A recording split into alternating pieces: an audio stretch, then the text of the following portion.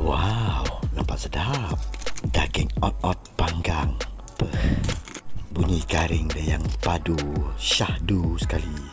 Melepak dengan ahli keluarga kena benda ni. Baru muka ada senyum. Hai, Jika Mal di sini. Kali ini dengan sambungan video part 2. Rahsia kepala babi cara pantas. Okey, lepas kita fokus kepada cara mengasingkan daging daripada tulang. Dan juga video dari minggu lepas, cara buat kasam babi paling simple. Dan kali ini kita lihat hasil dia. Okey, yang lepas saya mention hanya 5 hari je, tetapi lebih. Okey, siri yang ni saya bawakan khas, iaitu cara asas merelaikan tulang. Serta kita lihat hasil daripada daging kepala babi ni.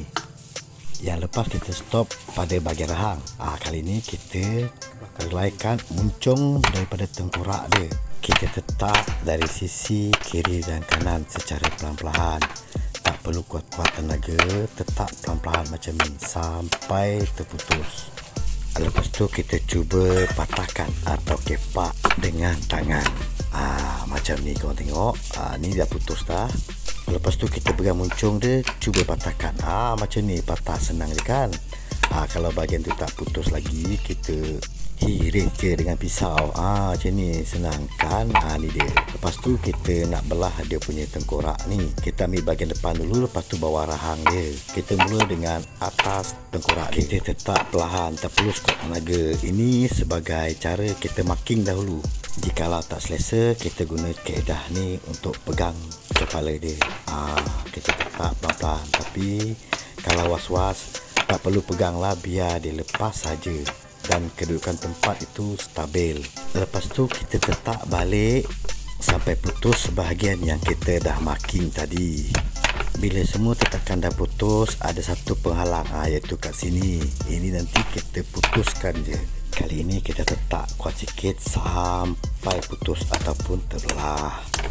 Lepas tu dekat bahagian rahang dia pun sama juga, kita tetap putus sampai terbelah ya. Ulangi step yang sama je.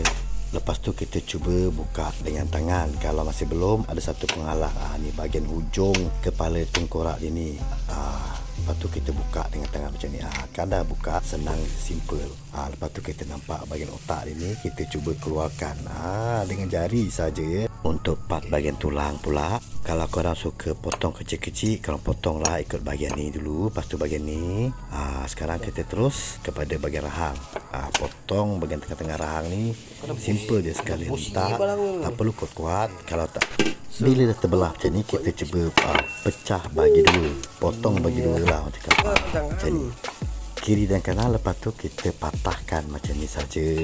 Simple, mudah kan. Lepas tu sekarang kita masuk part bahagian daging kepala dia. Kita bagi dua. Dan bahagian daging ni kita periksa, takut ada biji kelenjar. Macam ni. Kalau ada macam ni, buang. Dan sekarang mari kita jadikan dia hidangan yang sedap. Tapi sebelum tu kita bersihkan dulu bahagian telinga dia. Potong macam tadi dan bersih dengan air. Kemudian kita bahagikan kepada beberapa bahagian. Macam saya ni, saya bagi kepada 3 bahagian. Lepas tu saya akan menghiris bahagian luar kulit dia. Tujuan macam ni supaya senang masak dan dia punya bahan perapan senang menyerap. Bahan saya untuk perap dia simple je. Bawang merah, bawang putih, itu saja. Letak sedikit ajinomoto dan garam. Kalau korang nak guna perasa lain pun boleh.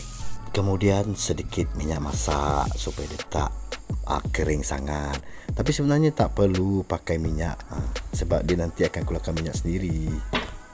Dan kalau bab daging ni, saya minat panggang-panggang je. Macam ni, panggang di waktu senja. Untuk hidangan malam ataupun nak lepak dengan kawan-kawan pun boleh. Untuk pengetahuan korang juga, bab daging kepala babi ni, kalau korang cari kepala saiz besar-besar lebih daripada 8 kilo, isi dia akan terasa liat dan perlu direbus untuk dimasak. Okey, daging panggang dah siap pun dah masak. Ni hasil dia. Syahdu bunyi dia. Dan ni tekstur dia. Cantik, nampak sedap. Kita hiris dia. Vai keping-keping supaya senang nak cicah dengan sambal ke. Nak kunyah pun senang. Cantik rupa dia. Wah, tak sabar nak makan ni. Dan inilah dia daging kepala babi panggang. Dan sekarang kita buat sambal pakai cicah dia. Bahan mudah je. Bawang merah, bawang putih, cili dan cincalo. Ya, dan sedikit limau ya. Dan juga ajinomoto. Wah, dah siap pun. Ini dia daging kepala babi panggang dan sambal cincalo. Kita test dia, okey.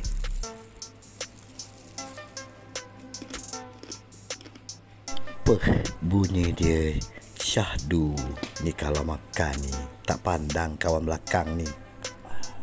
Sambil kena sedikit air tenaga.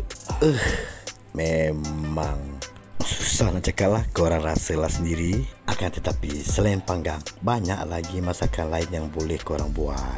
Okey, sambil-sambil tu kita review kasam babi yang kita buat pada minggu lepas.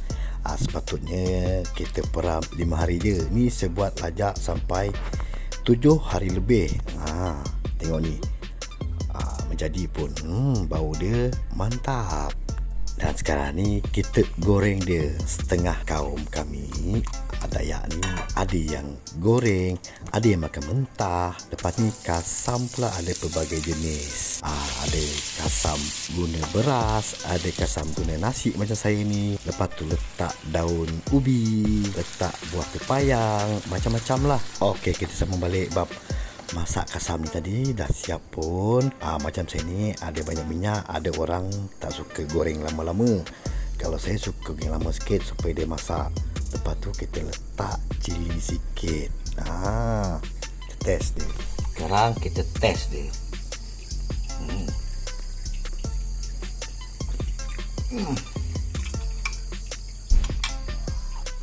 Babla. Kaget.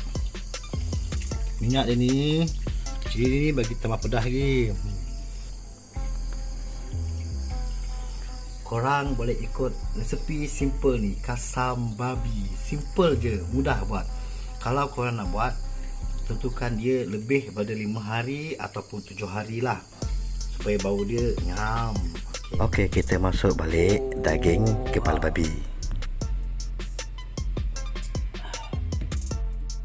Korang boleh ikut cara saya buka kepala babi. Simple, pantas dan mudah. Dan inilah resepi mudah daripada saya lah. Kalau korang nak tahu lebih lanjut, korang telitilah video ni sampai habis. Okey, sampai di sini saja. Terima kasih. Oha.